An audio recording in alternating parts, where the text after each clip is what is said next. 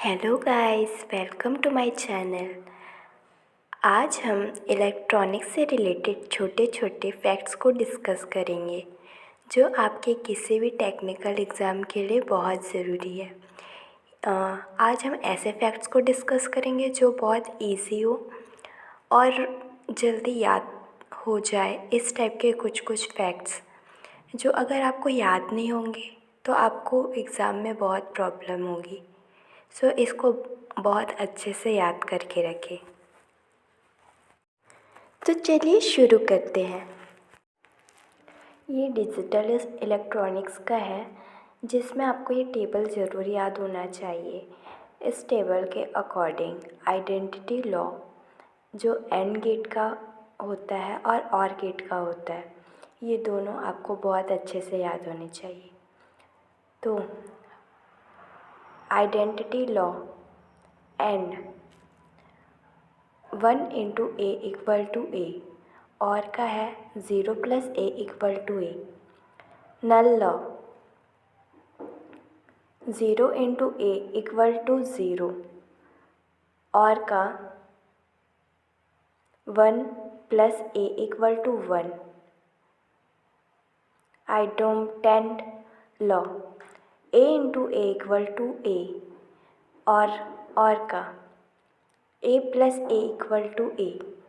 Inverse law AND का A into A bar equal to 0 OR का होता है A plus A bar equal to 1। Next है commutative law.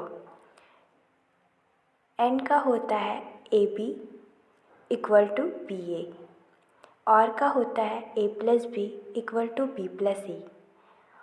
Next है associative law. A B whole multiply C OR gate का होता है A plus B plus C equal to A plus whole bracket B plus C. Next है distributive law. A plus B C equal to A plus B A plus C. Next है OR का A whole bracket B plus C equal to A B plus A C. Next है absorption law.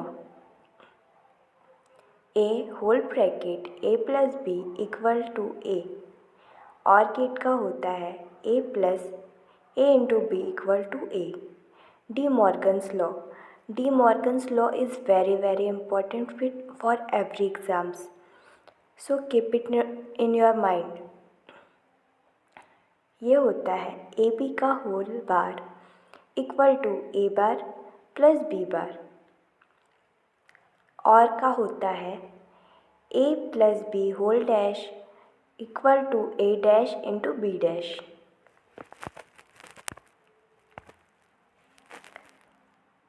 Class A के लिए भ्रमण का कोण 360 है और पूर्ण इनपुट चक्र के लिए सक्रिय उपकरण के माध्यम से धारा प्रवाहित होती है। क्लास बी के लिए भ्रमण का कोण 180 है और अर्ध इनपुट चक्र के लिए सक्रिय उपकरण का माध्यम से धारा प्रवाहित होती है। क्लास ए बी के लिए भ्रमण का कोण 180 डिग्री से ज़्यादा और 360 डिग्री से कम होता है और इनपुट चक्र के आधे से अधिक के लिए सक्रिय उपकरण के माध्यम से धारा प्रवाहित होती है। कक्षा सी के लिए भ्रमण का कोण 180 डिग्री से कम होता है और इनपुट चक्र के आधे से कम समय के लिए सक्रिय उपकरण के माध्यम से प्रवाह होता है। इसका डायग्राम आप नीचे देख सकते हैं। फर्स्ट वाला ए एम्पलीफायर के लिए है, सेकंड वाला बी एम्पलीफायर के लिए, थर्ड वाला ए बी एम्पलीफायर के लिए है और उसका डिस्क्रिप्शन ये पूरा ऊपर का है। नेक्स्ट चलते हैं। ये एक क्वेश्चन है उसी से related. In class A operation of an amplifier the current flows through the active device for answer है whole of the input cycle. यहाँ जो दिखाया गया है क्लास ए एम्पलीफायर के लिए वही वही उस क्वेश्चन का मीनिंग था। जो क्लास ए एम्पलीफायर के लिए इनपुट सिग्नल होती है वो पूरे एक साइकिल के लिए होती है।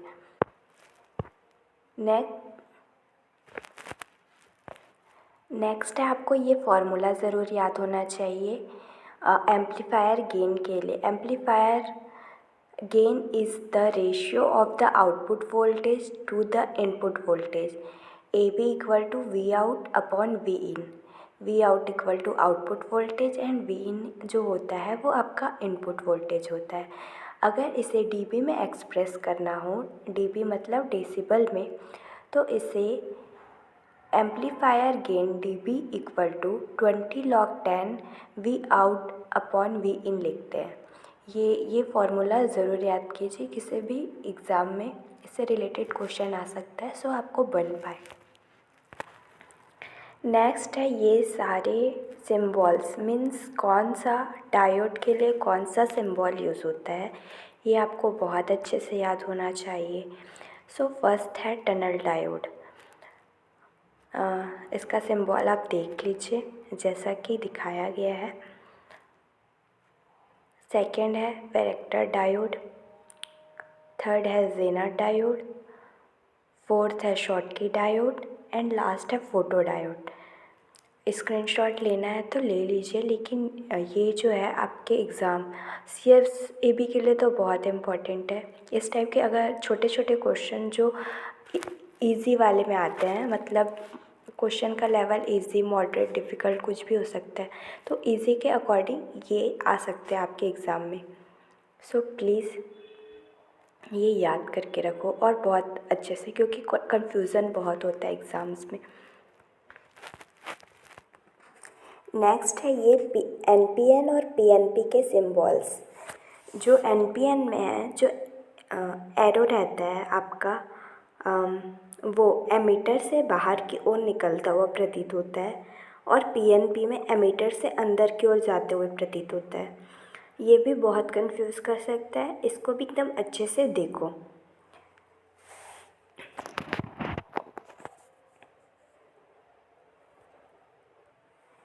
इसमें जो एरो बना होता है वो बेसिकली इलेक्ट्रॉन को शो करने के लिए होता है। नेक्स्ट है ये पिन का डायग्राम,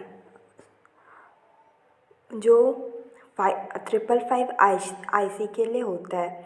इसमें जो फर्स्ट पिन है वो ग्राउंड को दर्शाता है, सेकंड है वो ट्रिगर को दर्शाता है, थर्ड है वो आउटपुट को दर्शाता है, फोर्थ है वो रीसेट को दर्शाता है, fifth control voltage, sixth threshold, seventh discharge and eighth जो है वो VCC को दर्शाता है। यहाँ से भी क्वेश्चन ज़रूर पूछता है कि हाफ वेव रेक्टिफायर का रिपल फैक्टर कितना होता है। सो 1.21 हाफ वेव रेक्टिफायर का होता है और 0.48 फुल वेव रेक्टिफायर का रिपल फैक्टर होता है।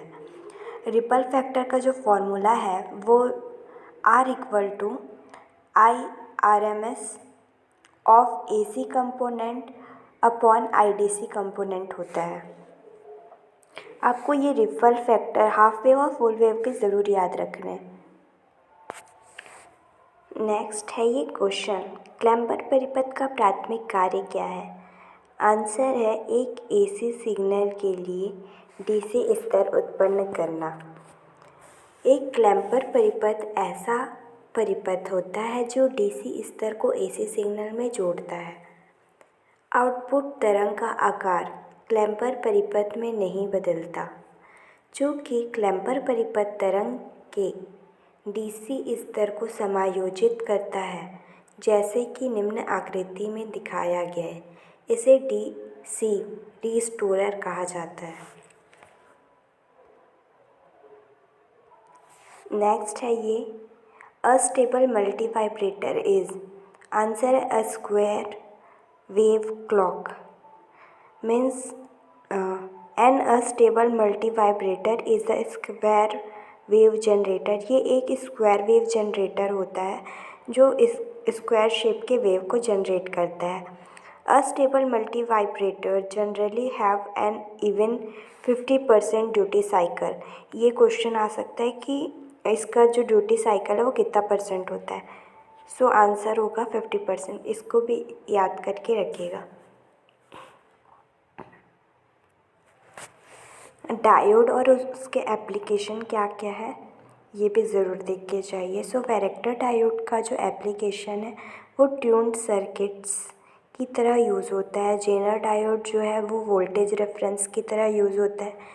पिन डायोड जो है वो हाई फ्रिक्वेंसी स्विच की तरह यूज़ होता है।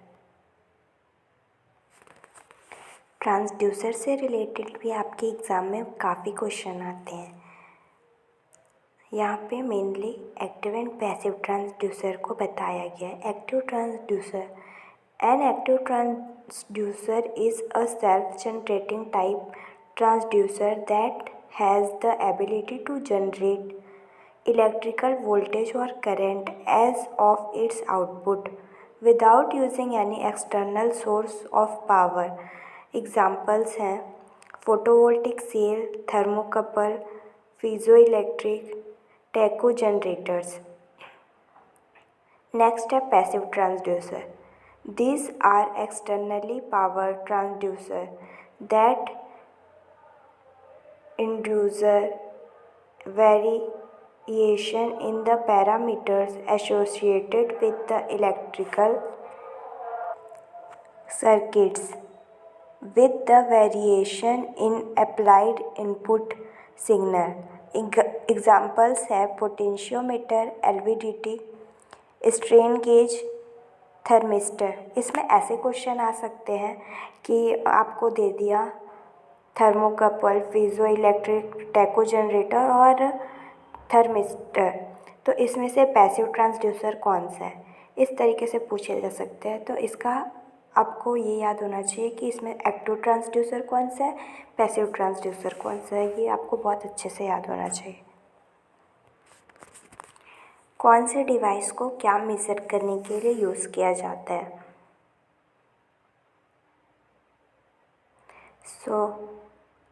पिटोट ट्यूब को फ्लो वेलोसिटी मापने के लिए यूज़ किया जाता है।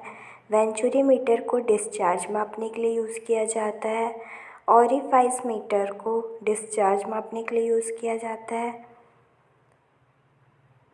हॉट वायर एनीमोमीटर को वाइंड वेलोसिटी मेज़र करने के लिए यूज़ किया जाता है।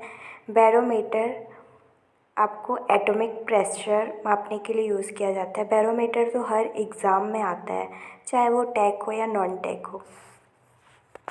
Barometer is most IMP। ये भी बहुत IMP है। कौन सा ब्रिज का क्या एप्लीकेशन है। So Maxwell bridge to measure inductance. Maxwell bridge को इंडक्टेंस मेज़र करने के लिए यूज़ किया जाता है।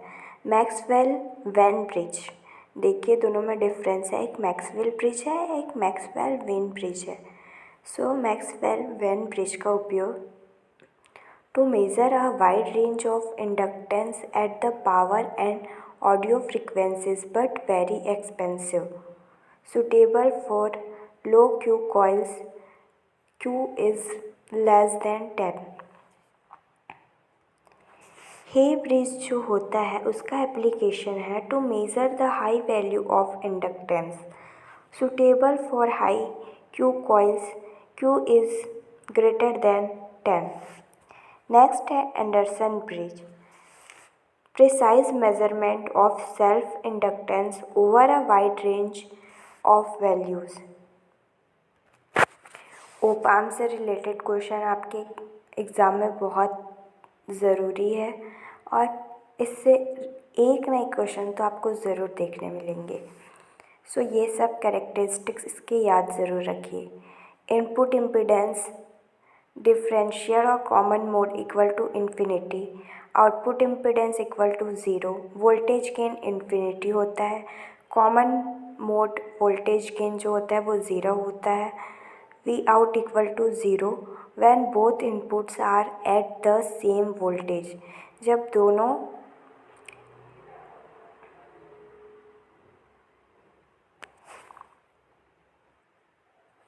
इनपुट में सेम वोल्टेज फ्लो हो रही हो। नेक्स्ट है आउटपुट कैन चेंज इंस्टेंटेनियसली